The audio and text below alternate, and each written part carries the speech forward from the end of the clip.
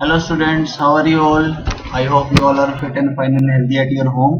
और आप सब घर पे बहुत अच्छे से पढ़ रहे हैं। तो आज हम आपके सामने हैं directorate of education GNCT of Delhi की विज्ञान विषय की वर्कशीट नंबर 16 के साथ, जिसकी दिनांक है 10/8 यानी कि 10 अगस्त 2020, जो कि आपकी 10वीं कक्षा के लिए बनाई गई है।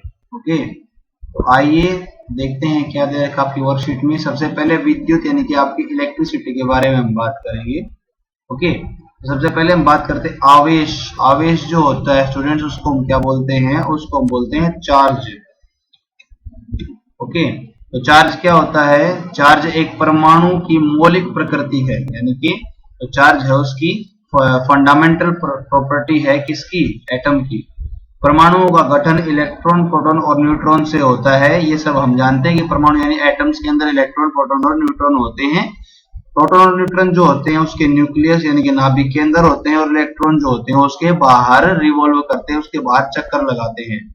हम यह कह सकते हैं कि आवेश की वजह से परमाणु में बल का अनुभव होता है, यानी कि जो परमाणु के अंदर बल है, परमाणु के अंदर फोर्स जो होता है वो आवेश यानी कि चार्ज की वजह से होता है।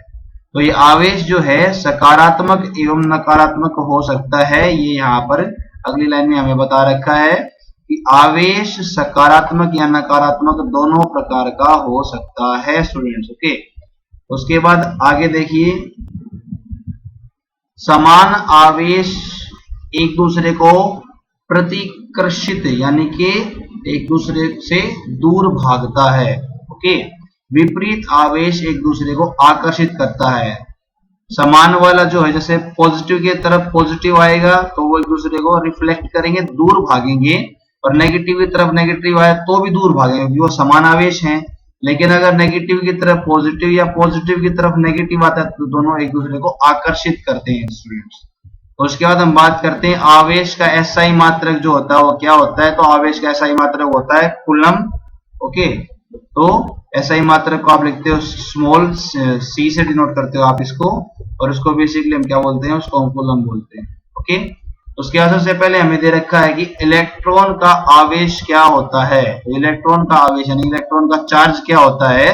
इलेक्ट्रॉन का चार्ज होता है 1.6 इंटू 10⁻⁻19 कूलम। और ये सारा कैसे होता है? ये सारा का सारा आपका नेगेटिव होता है स्टूडेंट्स। ओके, उसके बाद अगर मान लो आपको चार्ज निकालना है या क्यू जो है उसको निकालना है, तो आपको क्या करना पड़ेगा? कुल आवेश यानी कि एन को आप गुणा करोगे किससे? इलेक्ट्रॉन की संख्या ई, तो आपको क्या मिल जाएगा? एक इलेक्ट्रॉन पर आवेश यानी कि क्यू की प्राप्ति हो जाएगी। ठीक है, यदि यहाँ कुछ इलेक्ट्रॉनों की संख्या पर एक कूलम्ब चार्ज या आवेश पर क्या होता है? एन जो है वो क्यू बाई ई हो जाएगा। देखिए q is equal to n e है, तो अगर मान लो आप एन को एक साइड में रखेंगे, ई को एक तरफ लेके आएंगे, तो ई जो है यहाँ पर गुणा के रूप में है, बट जब वो यहाँ पर आएगा तो क्या हो जाएगा? आगे भाग हो जाएगा, तो एन के हो जाएगा आपका क्यू बाई ई के बराबर में। अगर क्यू को हम एक रख देते हैं और इलेक्ट्रॉन की वैल्यू हमें पता है कि 1.6 गुणा 10⁻⁻19 कूलम होता है इलेक्ट्रॉन पर चार्ज, तो एन हम यहाँ से निकाल सकते हैं क्यू बाई ई बाई आपका जो ई है वो उसको आप डाल दोगे, तो वहां से आपको क्या पता चलेगा? अंततः एक कूलम जो है वो उसके कितने इलेक्ट्रॉन पर आवेश होता है? वो होता है 6.25 गुणा 10⁻18 इलेक्ट्रॉन पर आवेश, यानी कि एक कूलम आवेश 6.25 गुणा 10⁻18 इलेक्ट्रॉन्स पर जितना आवेश होता है उसके बराबर होता है स्टूडेंट्स। उसके बाद देखिए सेकंड पोर्शन में आपको क्या दे रखा है? सेकंड पोर्शन में आपको समझा रखा है इन्होंने इलेक्ट्रिक करंट यानी कि विद्युत धारा के बारे में। ये रही आपकी विद्युत धारा, उसके बारे में समझा रखा है। तो क्या बोलते हैं? विद्युत आवेश के प्रवाह की दर को विद्युत धारा कहते हैं, यानी कि जो आपका इलेक्ट्रिक चार्ज होता है उसकी जो फ्लो करने की दर होती है, उसका जो फ्लोइंग रेट होता है, उसका जो प्रवाह की दर होती है, उसको हम विद्युत धारा बोलते हैं। विद्युत धारा को एकांक समय में किसी विशेष क्षेत्र से प्रवाहित आवेश की दर के परिणाम द्वारा व्यक्त किया जाता है। यानी कि अगर कोई भी आपका एक विशेष क्षेत्र है, एक सर्किट है, उसके अंदर आप अगर एक यूनिट टाइम में कितना आवेश गुजारते हैं, कितना उसके अंदर से आप चार्ज गुजारते हैं, वो ही क्या होता है? आपका विद्युत धारा होता है। यदि किसी चालक की किसी भी अनुप्रस्थ काट से समय t में नेट आवेश प्रवाहित होता है तब उसे अनुप्रस्थ काट से प्रभावित विद्युत धारा को इस प्रकार व्यक्त कर सकते हैं। यानी कि देखिए, अगर किसी भी आप सर्किट के बारे में बात करें, उस सर्किट के अंदर है एक यूनिट टाइम, एक स्मॉल यूनिट लेते हैं, हमने छोटा सा समय का हिस्सा लेते हैं और उसी नेट उसके अंदर से हम एक नेट यानी कि एक यूनिट अगर मान लो चार्ज गुजारते हैं तो वहां पर आपका जो आई यानी कि आपका जो विद्युत धारा है, करंट, एक तरीके से इलेक्ट्रिक करंट आप बोलते हैं, वो क्या होगा, वो होगा आपका आई यानी इलेक्ट्रिक करंट बराबर है क्या होगा, क्यू बाई टी यानी कि चार्ज बटे समय हो जाएगा यहाँ पर। ठीक है, उसके बाद अगला बता रखा है विद्युत धारा का एसआई मात्रक क्या है, विद्युत धारा का एसआई मात्रक आपका एम्पियर। ओके, तो चार्ज का भी जो एसआई मात्रक है वो कूलम्ब है, विद्युत धारा का सही मात्रक, इलेक्ट्रिक करंट का सही मात्रक क्या आपका, वो क्या है, एम्पियर है।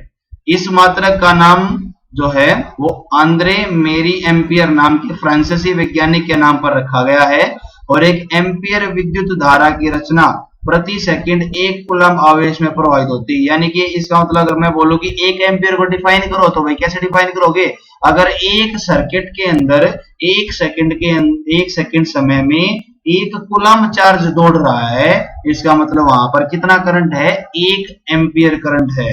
अब बात करते हैं कुछ छोटी यूनिट्स के बारे में, तो एक मिली एम्पियर की बात करें तो एक मिली एम्पियर जो है उसको हम लिखते हैं 1 MA, तो 1 MA बराबर होता है, मिली का मतलब होता है 10 की पावर -3, तो सीधा हो जाएगा 10 की पावर -3 एम्पियर।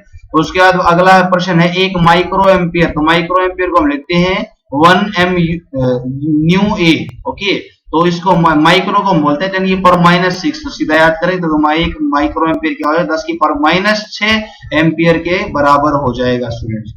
उसके बाद हम बात करते हैं सर्किट के अंदर कैसे करंट फ्लो होता है। भाई सर्किट यानी कि परिपथ, जो आपका परिपथ की विद्युत धारा यानी कि परिपथ में इलेक्ट्रिक करंट जो निकालना है उसको मापने के लिए हमें क्या करना पड़ेगा, उसको मापने के लिए हमें एमीटर नाम का एक यंत्र है, उससे उसको मापना पड़ेगा। एमीटर नाम के यंत्र से हमें उसको मेजर करना पड़ेगा। ओके, तो परिपथ यानी कि सर्किट में विद्युत धारा जो है वो सेल के घन यानी कि पॉजिटिव टर्मिनल से सेल के ऋण या टर्मिनल तक जाती है, नेगेटिव टर्मिनल तक जाती है। ओके, तो नेगेटिव टर्मिनल तक हो जाएगी।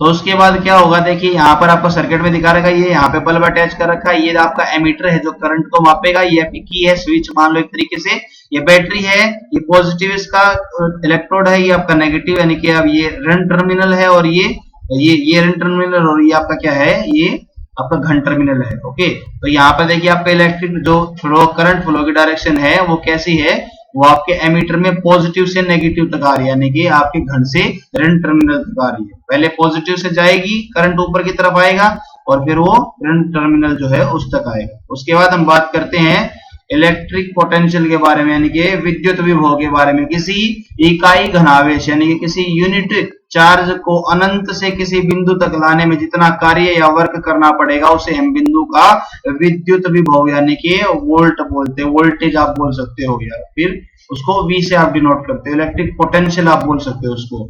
क्या होता है भाई, आपको क्या करना है, एक क्यू चार्ज को, एक यूनिट चार्ज को इंफिनिटी से एक फिक्स्ड बिंदु, एक फिक्स पॉइंट तक लेके आना है, उसको लाने में आप जितना काम करेंगे वो उस बिंदु का विद्युत विभव यानी कि उस पॉइंट का इलेक्ट्रिक पोटेंशियल कहलाएगा, जिसको हम V यानी कि वोल्ट में मेजर करते हैं स्टूडेंट्स। ओके, तो हम बात करते हैं अभी अभ्यास प्रश्नों के बारे में। देखिए अभ्यास के प्रश्न में पहला प्रश्न है आवेश या विद्युत धारा का सही मात्रक, तो आवेश का तो भाई कूलम्ब होता है, ये यहाँ पर देखिए ये रहा, ठीक है।